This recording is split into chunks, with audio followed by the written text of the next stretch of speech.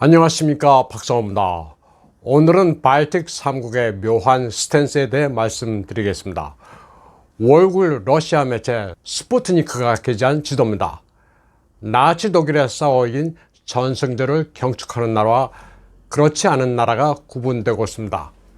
러시아를 비롯해 구소련 연방이었던 대부분의 나라가 전승들을 경축했고, 우크라이나와 몰도바, 발틱 3국이 전승들을 꺼냈습니다. 상식적으로 보면 나치 독일을 패퇴시킨 전승들을 경축할 만도 한데, 이들 국가들은 소련에 강제 병합된 역사가 있기 때문인지 나치 독일을 그다지 미워하지 않습니다. 왜 그런지 연원을 따져보겠습니다. 2019년 5월 19일 영국 가디언의 기사입니다. 제목은 Racism, Sexism, Nazi Economics, Estonia's Far Right in Power입니다. 인종주의, 성주의, 나치 경제, 에스토니아의 극우가 권력의 한가운데 있다로 해석할 수 있습니다. 에스토니아는 나치 부역국이었습니다. 2차 세계대전이 한창이던 1942년 8월 에스토니아에서는 나치 독일 바펜 SS에 배속된 에스토니아 군단이 창설되게 됐습니다.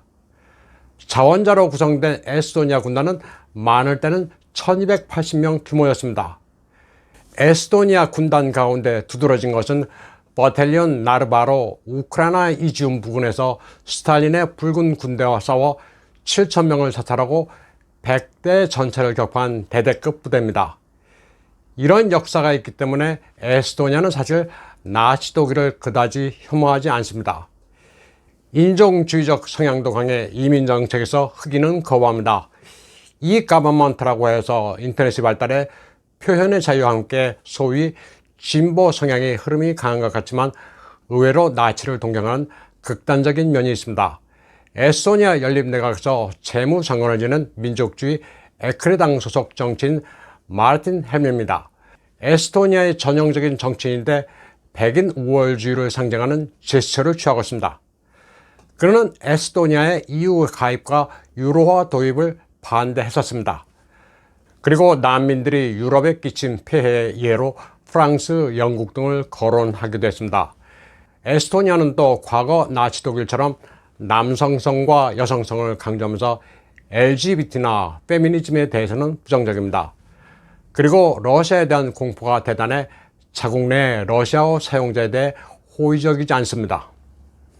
라트비아도 마찬가지입니다. 2018년 3월 16일자 The Times of Israel에는 라트비아 수도 리가에서 SS 노병을 추모하는 수백 명 규모의 행진이 열렸다는 기사가 실렸습니다.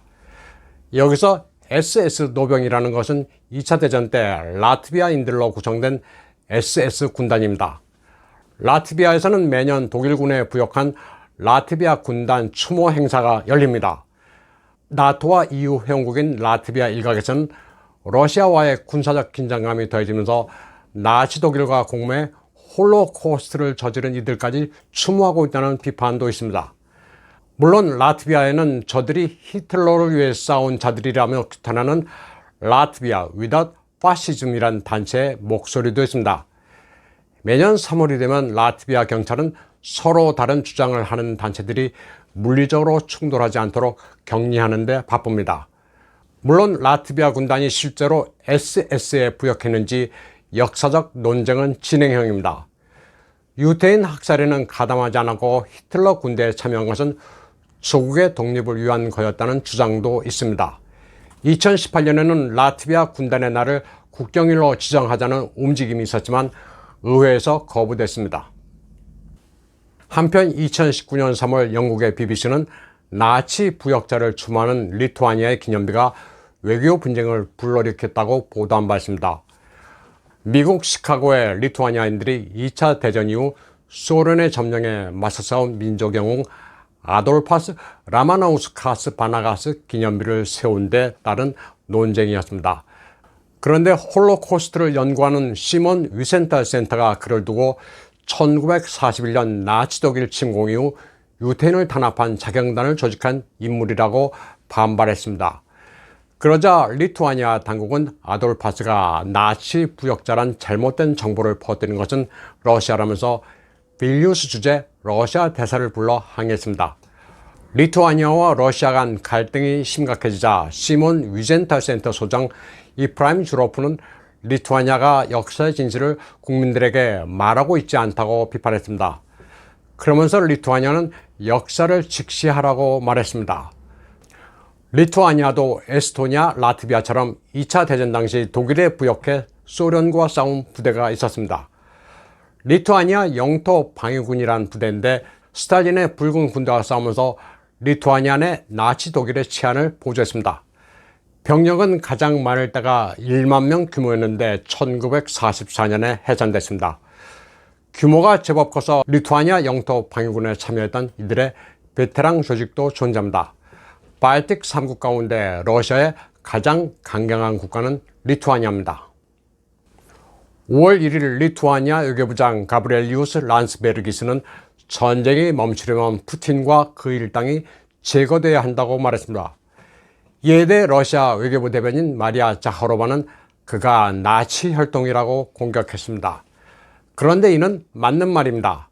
2021년 3월 15일자 The Times of Israel은 그의 조부 비타오타스 란스베르기스가 나치 전범이라고 보도했습니다. 비타오타스 란스베르기스는 1941년에 나치치아에서 인프라 장관을 지냈고 게토와 강제 수용소를 관리했다고 전했습니다. 그러면서 과거 30년 동안 나치의 전쟁 범죄 찬양이 리투아니아 정부의 중점이었다고 비판했습니다. 가브리엘리우스 란스베르기스는 소련과 싸우기에 아돌프 히틀러에게 충성 맹세를 한 이들을 기리는데 상당히 신경을 썼다면서 네오나치들의 지지가 아니라면 그가 리투아니아의 외교부장은 절대 되지 않았을 것이라고 보도했습니다. 이처럼 발틱 3국은 나치 독일과 러시아에 유린된 역사가 있어 논쟁은 현재 진행형입니다.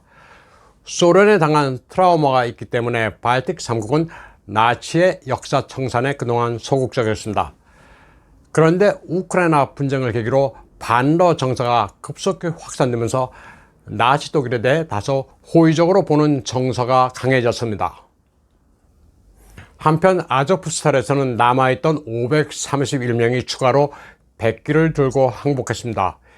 이로써 항복 인원은 2,439명이 됐습니다. 끝까지 영상으로 메시지를 전하던 아조프 지휘관 프로코펜코도 나왔습니다.